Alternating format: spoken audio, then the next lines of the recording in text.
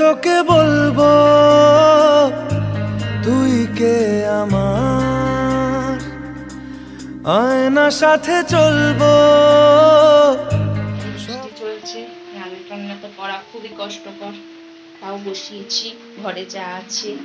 প্রথমে আমি চা বসিয়ে দিলাম, আমার আর বরের চা খাওয়া হয়ে গেছে আগে, আর ছেলে চা খেতে বসে পড়েছে, স্নান করে উঠলো তো একটু ঠান্ডা ঠান্ডা ওয়েদার, তার জন্য একটু চাও দিয়ে দিলাম, একটু চা আর দুটো বিস্কিট খেয়ে নিচ্ছে। এটা হচ্ছে আলু পেঁপে সিদ্ধ দিয়ে দিয়েছি সকাল সকাল, আর ভাত বসিয়ে ফেলেছি। এদিকে ভাতও হয়ে গেল প্রায়, আর পেঁপে সিদ্ধও হয়ে গেল। যে আলু কেটে নিয়েছি, আলুর চিপস করবো এবারে। আলুটাকে প্রথমে নুন হলুদ মাখিয়ে নিলাম, এবার সুন্দর করে আস্তে আস্তে কম আঁচে ভাজতে হবে। এই যে দিয়ে দিলাম কড়াইতে। বেশি গ্যাসের ওভেনটা বাড়িয়ে দিলে আলুটা পুড়ে যায়, এর জন্য কম আঁচে যতটা পারবে চেষ্টা করবে ভাজতে, নাড়াচাড়া করবে, খুব নাড়তে হয় যাতে লেগে না যায়।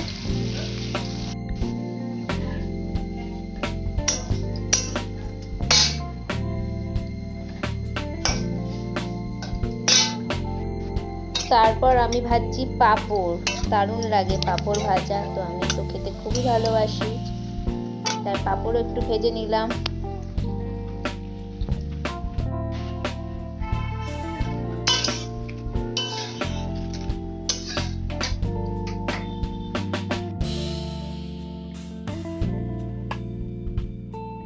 মুগ ডালটাকে কড়াইতে ভালো করে ভেজে নিয়ে তারপর একটু ফুটিয়ে নিচ্ছি, সিদ্ধ করে নিচ্ছি। তো এরপর মুগ ডালটা সিদ্ধ হয়ে যাওয়ার পর সম্বরাও দিয়ে দিলাম। এই যে মুগ ডাল কমপ্লিট হয়ে গেল আমার একদম পুরোপুরি। তো কি করব, বাইরে বৃষ্টি হচ্ছে, বাইরেও যেতে পারছি না, ঘরে যা আছে তাই রান্না করছি আজকে। আর একটু পেলাম সাথে মোচা, ঘরেই ছিল, তো মোচাটাকে আমি সিদ্ধ বসিয়ে দিলাম, এটাকে এবার রান্না করব আমি। মোচা সিদ্ধ হচ্ছে।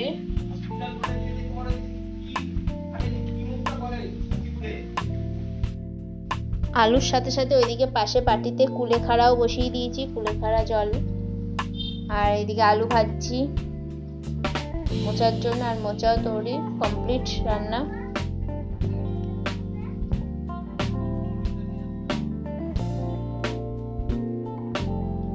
নিরামিষ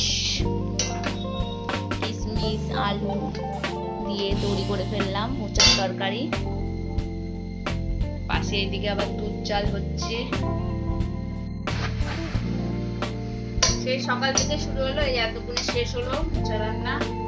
আরো তো পথ বললাম, তোমরা তো দেখতেও পেলে, তো আরো অনেক কাজ আছে, সবে মাত্র রান্নাটা সারলাম।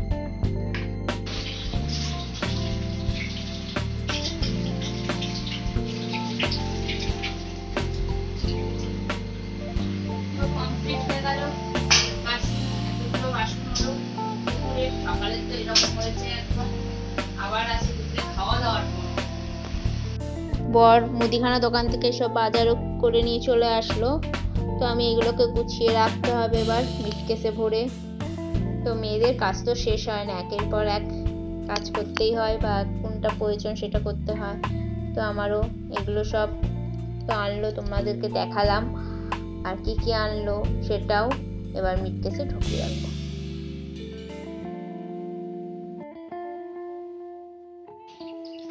এদিকে বৃষ্টি কমে গেছে, তার জন্য বরকে বসিয়ে দিলাম কাঁঠাল ভাঙতে। আর কাঁঠাল ভাঙার জন্য দেখো একটা টিপস দেখে নাও, গ্লাভস পরে নিয়েছে যাতে হাতে কাঁঠালের আঠা না লাগে। আর এত সুন্দর দেখতে কাঁঠালটার ভিতরে কোয়াগুলো দেখো, এত সুন্দর হলুদ, পুরো ডিমের কুসুম, দেখে একটু লোভ লাগছে, তাই না বন্ধুরা বলো?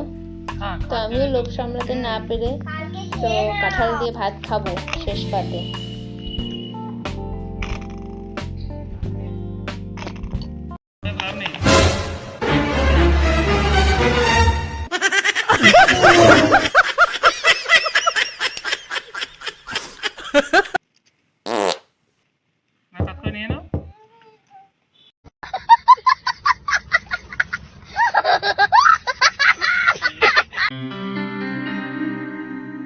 কি করে তোকে বলবো